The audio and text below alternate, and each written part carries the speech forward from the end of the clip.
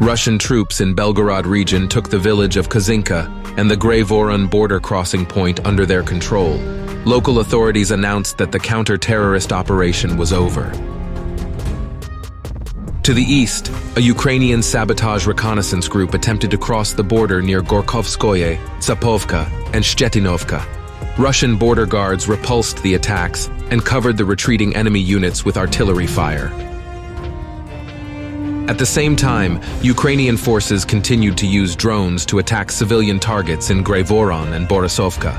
According to the official data, 13 civilians were wounded and 1 man was killed over the past 2 days. The redeployment of enemy reinforcements to other areas along the Russia-state border is recorded. There is a concentration of several thousand enemy soldiers in the border territories of Kharkiv region. In neighboring Kursk region, Ukrainian forces shelled the village of Gorkovskoye in Koronevsky district.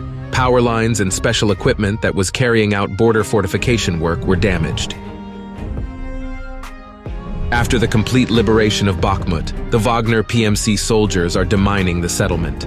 Denis Pushilin, the acting DPR head, came to the liberated town to inspect it and assess the destruction. Ukrainian forces continue to shell the territories of the Donetsk agglomeration. In the capital of the DPR, the Palace of Culture came under fire, and a girl was wounded. The situation remains tense in the Zaporizhia direction. Artillery duels and mutual reconnaissance continue. The enemy carries out demonstrative runs of equipment, creating the appearance of the arrival of reinforcements to the front line.